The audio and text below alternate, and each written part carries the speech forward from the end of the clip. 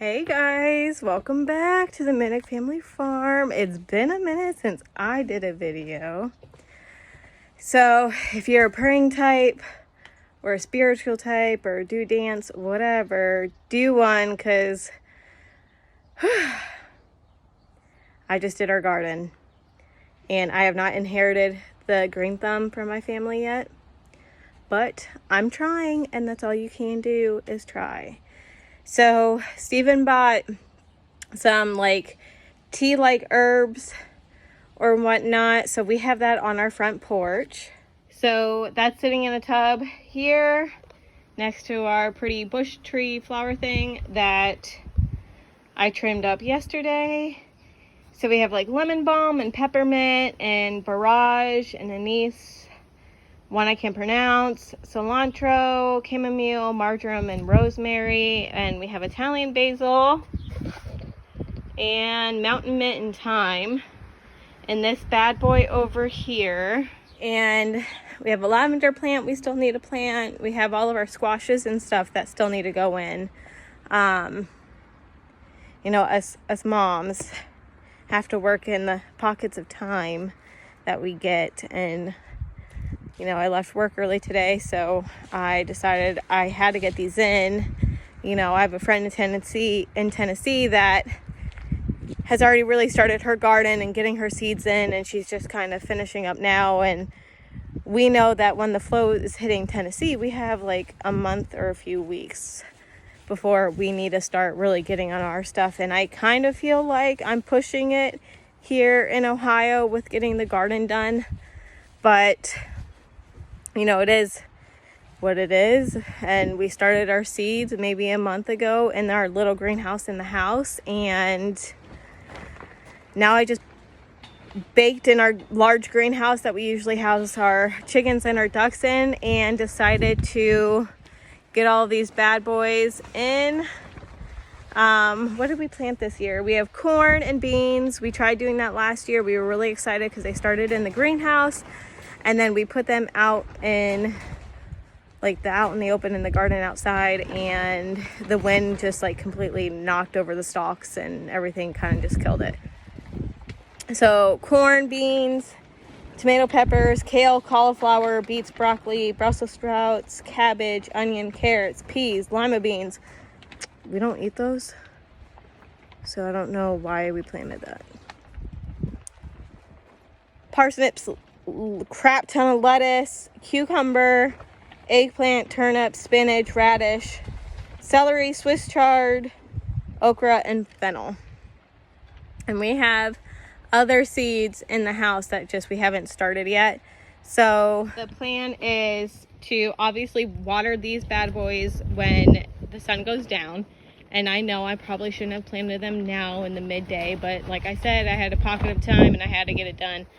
So we'll just plant all of the other seeds that we haven't started over on the other side of the greenhouse. Here, we did these patches last year with different types of squash and pumpkins and all of that fun stuff. So we're going to do cantaloupe and watermelon in these, and the rest of the squashes that we actually started in our zucchini and whatnot. These actually worked out really well for us last year, doing these in these patches, because we were able to take the vines and let them grow outward, and there was just really enough space. Those two hay bales out there are wet old ones from the lambs that we are going to use we're going to do a potato bed. Steven's going to makeshift something, and we're going to try growing potatoes in that, because the one year we tried potatoes, they did not work out. Like I said, if you pray, if you dance, if you spiritual, whatever, pray for your girl, because I planted and my confidence level is low. But regardless, that big open thing was buckwheat last year, and now this year we're going to throw some potting soil down. We are putting potting soil down, but that will be the rest of the seeds that we haven't planted, because why not? That is my theme for the year when I am addressing life. Why not?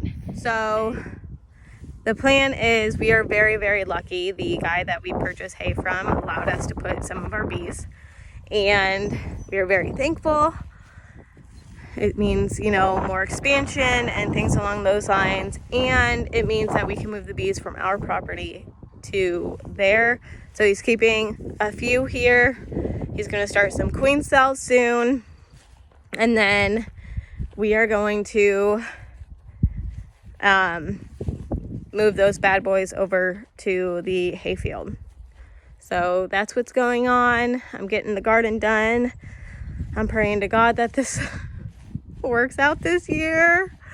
And yeah, just living our best sustainable life as we can. It's trial and error. I mean, there's things that Stephen and I are talking about, especially preparing for winter. It's so funny because it's like in winter, you try to prepare for spring, you know, you work on your house if you can, you know, all those things. And come spring, summer, you know, you're just working for the next season. And for us, you know, it's where are we going to house all these animals that we're getting? Are we going to house, you know, the pigs in the shop? Which when we first bought this place, they actually had pens built, and then Stephen tore them down, and now he's rethinking about rebuilding them. It's a weird, odd, funny cycle that, you know, you kind of just think about what's happening next, and then like also 10 steps in front of you, and you're just trying to prepare yourself to gradually get to where you can think, you know, not just what's next, but 10 steps plus a year or two down the road of how this is going to benefit you without, you know, repeating and doing continual work, tearing down, putting back, and things along those lines. So that's what we have going on our 5 acres. It's a great sunny day here in Ohio, and I hope you all have a great sunny day wherever you are. Thanks for stopping by. Thanks for listening to me talk about the garden and asking for your prayers. You know, I'm hoping that I stay on top of it this year, and you know, I can do some canning and eating some fresh foods from us that I worked very hard for.